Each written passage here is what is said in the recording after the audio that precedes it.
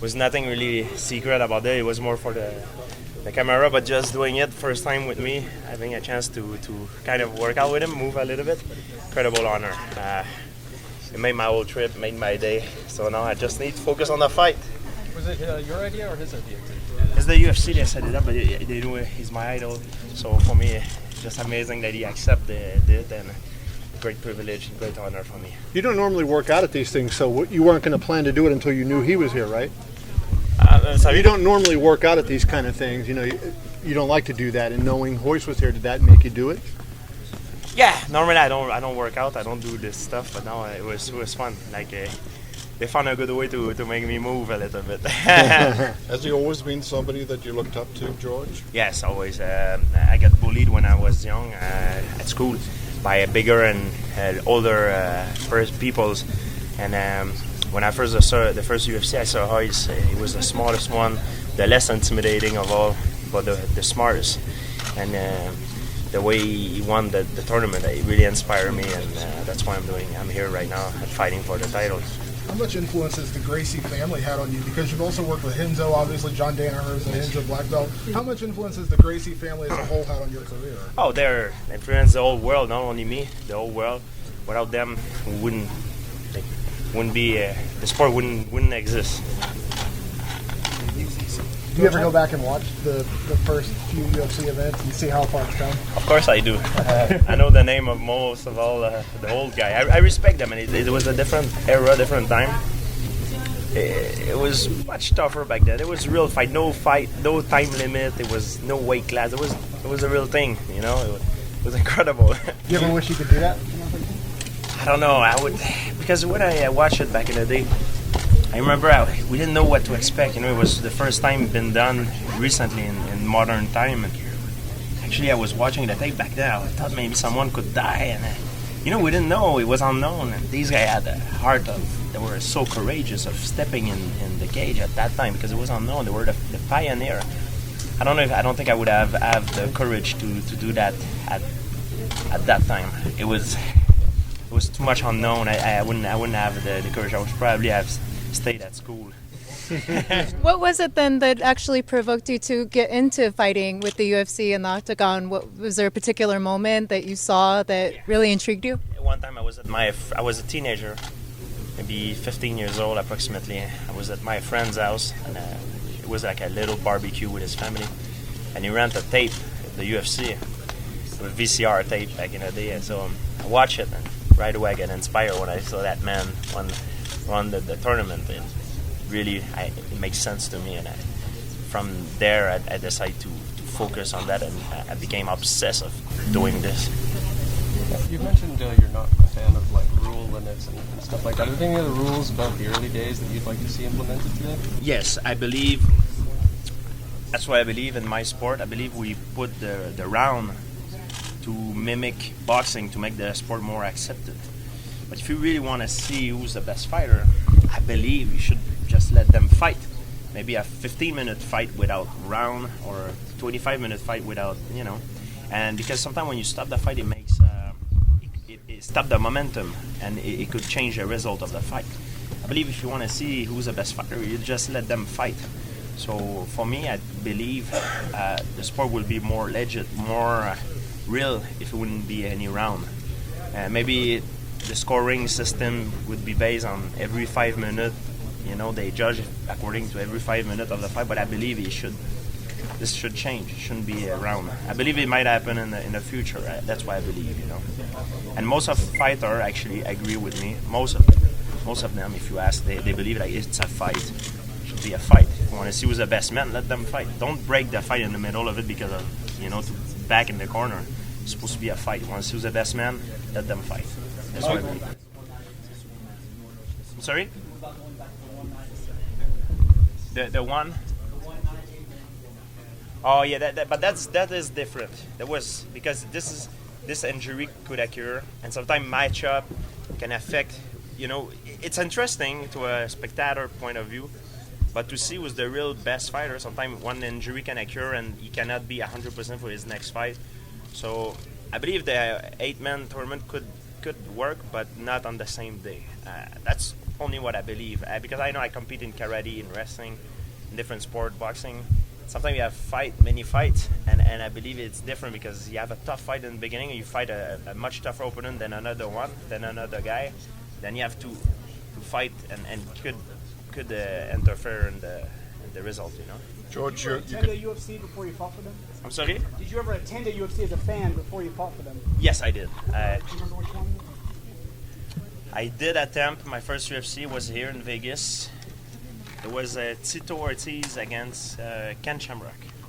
And I attempted, and I walked into the octagon the night before the fight. I came with David Loiseau, one of my friends who actually fought in UFC. He fought for a world title. We were aspiring one day to fight in UFC. And I remember the day before the fight, we walked and we found a way to get into the MGM Grand. And we found a way to get into the cage, and we were doing shadow boxing in the cage. Nobody was there to watch the cage. I couldn't believe it. It's like I could take a knife and rip it. You know, he could have canceled the whole show, but no, it was just crazy. Like I found a way to, like it was no security. I just got in the cage and shadow boxing. Had a workout with my friend, and I was a fan. I was not a fighter of UFC back then. George, you could set a number of records with a win in this fight. Most wins in title bouts. You could also set a record for most fight time in the UFC.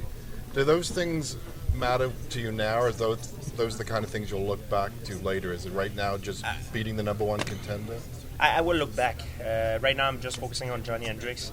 I have a toughest fight in my career.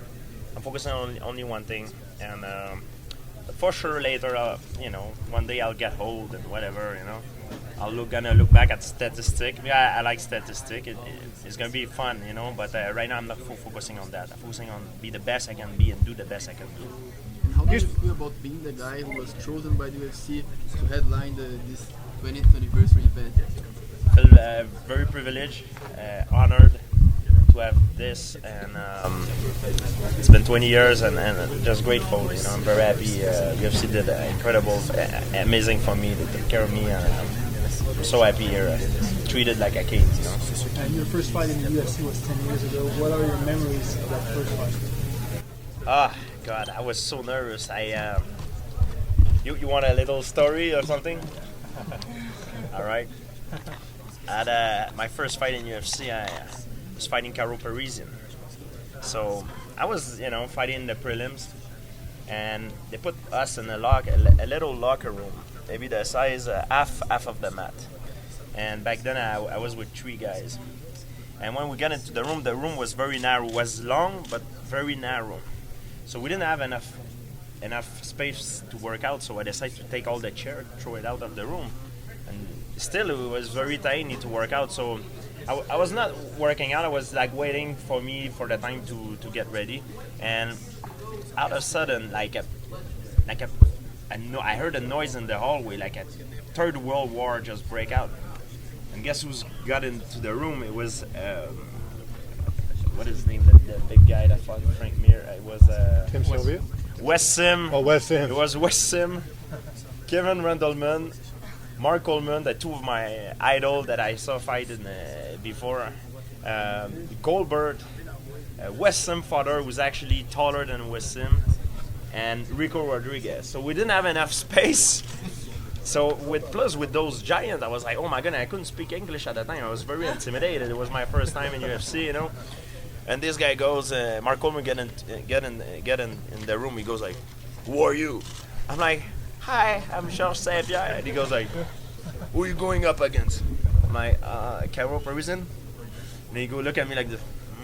He's like, you a wrestler? He's like, yeah, I wrestle. He's like, yeah, I'm rooting for you. And then they all, that pandemonium broke out in the locker room. Rah! They got so agitated. I was like, oh my God. I was scared, So finally, when time come for me to warm up, I remember these guys were screaming at me. I was young, I didn't understand what they say, but there was a lot of F word that I cannot say because I'm in the middle of it. It was like, you got F. And I couldn't speak English, so I was like, they tried to motivate me. So, but they were scaring me instead. So I didn't have enough room to warm up because our room was so tiny. So I couldn't move. They were like more agitated than me, and I was the one that was fighting. So they were going back and forth and hitting the walls, and I was like, my God, that's crazy. So I had to go in the bathroom, do some jumping jack, and then Bert walks in, explode in the room like, ready to roll, ah! and then and then I step up and I fought. That was my first experience in UFC.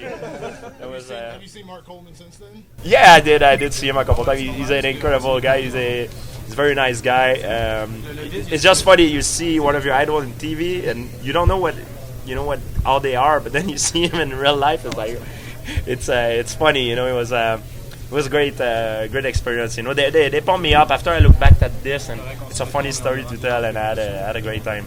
George, it seems like every time we see you fight, the guy you're fighting is maybe this is the guy that's going to finally be able to take you out. It's normal. It's the number one contender. They always put the best guy. It's we don't have optional title defense, but it's always the best guy that we're fighting, and I'm ready for that. That's what I Where want. does Johnny fall in your mind compared to guys that you fought in the last 4 or 5 fights? Johnny is unique. He has a different style than all the guys that I've fought. He causes a certain problem that the other guy doesn't cause, but he has his own.